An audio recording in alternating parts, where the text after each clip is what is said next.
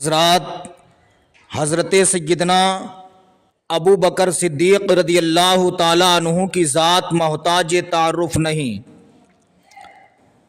صدیق اکبر رضی اللہ تعالیٰ عنہ وہ ہیں جو ہمہ وقت آقا کریم صلی اللہ علیہ وسلم کے ساتھ رہا کرتے تھے۔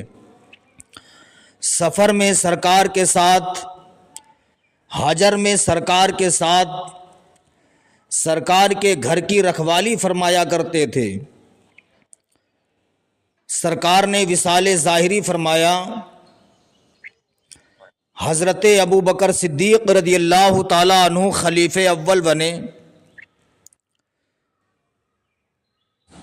خلیفہ بننے کے بعد حضرت ابو بکر صدیق رضی اللہ تعالیٰ عنہ حضرت عائشہ صدیقہ رضی اللہ تعالیٰ عنہا کے پاس پہنچے۔ پہنچنے کے بعد کہتے ہیں، اے عائشہ، یہ بتاؤ دنیا میں کوئی کام ایسا تو نہیں جس کو میرے سرکار نے انجام دیا ہو، مجھ ابو بکر نے وہ کام نہ کیا ہو۔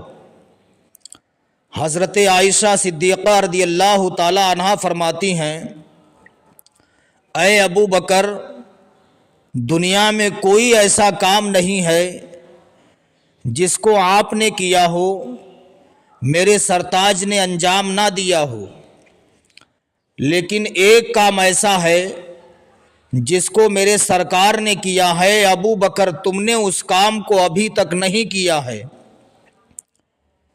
حضرت ابو بکر صدیق رضی اللہ تعالیٰ عنہ نے سنا، ارشاد فرماتے ہیں، اے عائشہ، کون سا ایسا کام ہے جس کو میرے سرکار نے کیا ہو اور مجھ ابو بکر نے وہ کام نہ کیا ہو؟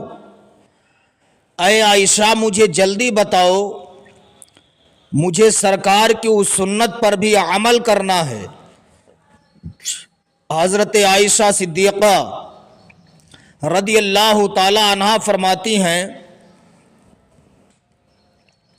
اے ابو بکر سنو، آقا کریم صلی اللہ تعالی علیہ وسلم ہر پیر کو، ہر سوموار کو پیالے میں کھیر بنوایا کرتے تھے، جنگل میں بہت دور چلے جایا کرتے تھے، وہاں کسی نابینا کو کھلا کر کے واپس آیا کرتے تھے۔ اے ابو بکر، اس کام کو میرے سرتاج نے انجام دیا ہے، تم نے ابھی تک اس کام کو نہیں کیا ہے۔ حضرت ابو بکر صدیق رضی اللہ تعالی عنہ سرکار کی سنت ادا کرنے کے لیے بے چین ہو گئے۔ جب پیر کا دن آیا، حضرت ابو بکر صدیق رضی اللہ تعالی عنہ پیالے میں کھیر بنواتے ہیں، بنوانے کے بعد لے کر کے چل دیتے ہیں۔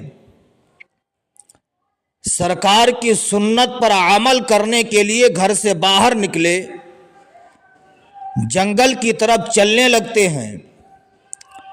چلتے چلتے پیروں میں چھالے پڑ گئے ہیں۔ حضرت ابو بکر صدیق رضی اللہ تعالی عنہ عرض کرتے ہیں، اے میرے آقا، یا رسول اللہ، میری رہنمائی فرمائیے، یہ آپ کا یار غار ابو بکر آپ کی اس سنت کو بھی ادا کرنا چاہتا ہے۔ یا رسول اللہ، کون سا ایسا شخص ہے جس کو آپ کھیر کھلانے جایا کرتے تھے؟ آواز آتی ہے، اے ابو بکر، اگر تمہیں ہماری سنت پر عمل کرنا ہے تو ابھی اور تمہیں جنگل میں جانا پڑے گا۔ حضرت ابو بکر صدیق رضی اللہ تعالی عنہ نے اس آواز کو سنا، سننے کے بعد پھر چلنے لگتے ہیں۔ چلتے چلتے بھوک اور پیاس سے نڈھال ہو چکے ہیں۔ کیا دیکھتے ہیں؟ ایک درخت کے نیچے، ایک پیڑ کے نیچے ایک نابینا بیٹھا ہے جو دیکھ نہیں سکتا ہے، ہاتھوں میں زخم ہیں، پیروں میں زخم ہیں، ابو بکر صدیق نے اس نابینا کو دیکھا، آپ سمجھ جاتے ہیں یہی وہ شخص ہے جس کو آقائے کریم صلی اللہ علیہ وسلم کھیر کھلانے آیا کرتے تھے۔ ابو بکر صدیق نے کھیر کو لیا، پیالہ زمین پہ رکھا، اپنی انگلی پر کھیر رکھتے ہیں، رکھنے کے بعد اس نابینا کے منہ میں رکھنے کا ارادہ کرتے ہیں۔ اس نابینا نے اشارے سے کہا، اے ابو بکر، میرے منہ میں اتنے زخم ہیں کہ میں آپ کی انگلی کو برداشت نہیں کر سکتا ہوں۔ ابو بکر صدیق رضی اللہ تعالی عنہ نے ارشاد فرمایا، اے نابینا یہ بتا، جب میرے سرکار آیا کرتے تھے وہ تجھے کیسے کھلایا کرتے تھے؟ اس نابینا نے کہا، اے ابو بکر سنو، جب آقائے کریم آیا کرتے تھے وہ اپنی انگلی پر کھیر کو نہیں رکھا کرتے تھے بلکہ اپنی زبان پہ کھیر کو رکھتے تھے، پھر اپنی زبان کو میرے منہ میں رکھ دیا کرتے تھے، مجھے پیٹ بھر کے کھلا دیا کرتے تھے، تب یہاں سے واپس جایا کرتے تھے۔ حضرت ابو بکر صدیق نے ارشاد فرمایا، اے شخص سن لے، مجھے بھی اس سے کوئی اعتراض نہیں ہے۔ آپ نے کھیر کو زبان پہ رکھا، رکھنے کے بعد اپنی زبان کو اس کے منہ میں رکھا، اسے پیٹ بھر کے کھلا دیا۔ کھلانے کے بعد جب چند قدم آگے نکلتے ہیں آواز آتی ہے، اے ابو بکر سن لے، جا تو نے میری خلافت کا حق ادا کر دیا ہے، جا میں بھی تجھ سے راضی ہو گیا ہوں، میرا پروردگار بھی تجھ سے راضی ہو گیا ہے۔ حضرات، یہ سرکار کے یار غار ہیں جو غیروں کی اتنی مدد کرتے ہیں۔ شان دیکھیے حضرت ابو بکر صدیق رضی اللہ تعالی عنہ کی۔ ایک مرتبہ ام المؤمنین حضرت عائشہ صدیقہ رضی اللہ تعالی عنہ آرام کر رہی ہیں، ستارے جھل ملا رہے ہیں، چاند نکلا ہوا ہے۔ حضرت عائشہ صدیقہ رضی اللہ تعالی عنہ عرض کرتی ہیں، یا رسول اللہ، کیا کسی کی نیکیاں آسمان کے تاروں کے برابر بھی ہیں؟ آقا کریم صلی اللہ علیہ وسلم نے ارشاد فرمایا، ہاں اے عائشہ، وہ عمر ہیں جن کی نیکیاں آسمان کے تاروں کے برابر ہیں۔ اے عائشہ، وہ عمر ہیں جن کی نیکیاں آسمان کے تاروں کے برابر ہیں۔ اتنا کہا، کہنے کے بعد حضرت عائشہ صدیقہ رضی اللہ تعالی عنہ ارشاد فرماتی ہیں، یا رسول اللہ، اے میرے آقا، میرے والد محترم ابو بکر صدیق کی نیکیاں کدھر گئیں؟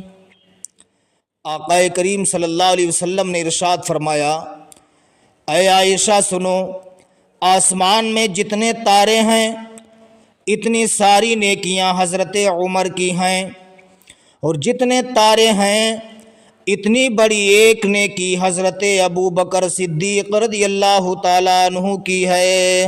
سبحان اللہ۔ اسلامی بھائیو، ذرا سوچئے، آسمان میں جتنے تارے ہیں اتنی ساری نیکیاں حضرت عمر فاروق اعظم کی ہیں، اور جتنے تارے ہیں اتنی بڑی ایک نیکی حضرت ابو بکر صدیق رضی اللہ تعالیٰ عنہ کی ہے۔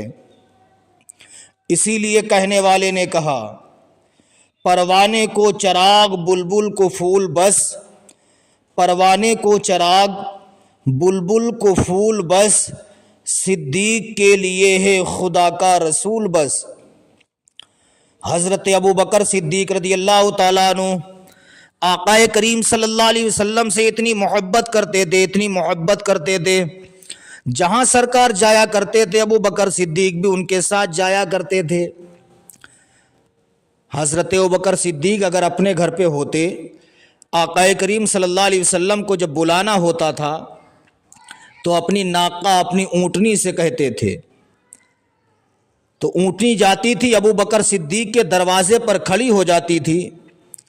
حضرت ابو بکر صدیق جان جاتے تھے کہ آقا کریم صلی اللہ علیہ وسلم کا بلاوا آ گیا ہے۔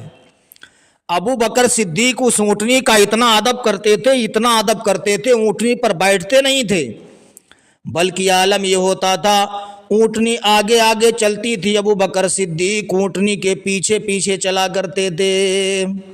سبحان اللہ، سبحان اللہ، کیا شان ہے ابو بکر صدیق رضی اللہ تعالیٰ عنہ کی۔ ایک مرتبہ آقا کریم صلی اللہ علیہ وسلم نے حضرت ابوبکر صدیق کی ہاتھ میں انگوٹھی دی، ارشاد فرمایا ابو بکر جاؤ اس انگوٹھی کے اوپر لا الہ الا اللہ لکھوا کے آؤ۔ حضرت ابوبکر صدیق نے انگشتری کو لیا، لینے کے پاس نقاش کے پاس گئے، جانے کے بعد نقاش سے کہتے ہیں اس انگوٹھی پر لا الہ الا اللہ لکھ دو۔ نقاش نے انگوٹھی پر لا الہ الا اللہ لکھ دیا، ابو بکر صدیق انگوٹھی کو لے کر کے چلے۔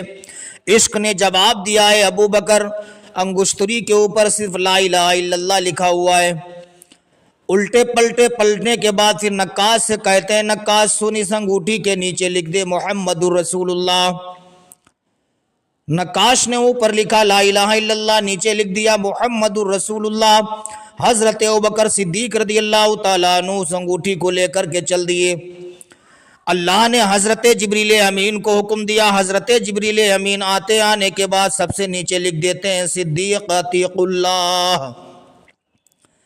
اوپر لکھا ہے لا الہ الا اللہ، نیچے لکھا ہے محمد رسول اللہ، اس کے نیچے لکھا ہے صدیق عتیق اللہ۔ حضرت ابوبکر صدیق رضی اللہ تعالیٰ عنہ یہ انگوٹھی لے کر کے سرکار کی بارگاہ میں پہنچے، آقا کریم صلی اللہ علیہ وسلم کو انگشتری دیتے ہیں۔ سرکار نے دیکھا دو ناموں کا اضافہ، پوچھتے ہیں ابو بکر یہ بتاؤ میں نے تم سے صرف لا الہ الا اللہ کندہ کرانے کے لیے کہا تھا، دو ناموں کا اضافہ کیوں؟ نیچے لکھا محمد رسول اللہ، اس کے نیچے لکھا صدیق عتیق اللہ۔ حضرت ابو بکر صدیق بتانا ہی چاہتے تھے جب تک اللہ کی طرف سے اللہ کے حکم سے حضرت جبریل امین آئے، آنے کے بعد کہتے ہیں یا رسول اللہ سب سے اوپر آپ کی مرضی سے لکھا گیا لا الہ الا اللہ، اس کے نیچے ابو بکر صدیق کی مرضی سے لکھا گیا محمد رسول اللہ، اور اللہ کی مرضی سے لکھا گیا صدیق عتیق اللہ۔ تو یہ شان ہے حضرت ابوبکر صدیق رضی اللہ تعالیٰ عنہ کی۔ اس لیے اسلامی بھائیوں سرکار کے نائبین سے سچی محبت کرو، سرکار کے نائبین سے سچا پیار کرو، انشاءاللہ یہاں بھی کامیاب رہو گے، مرنے کے بعد قبر میں بھی کامیاب ہو جاؤ گے۔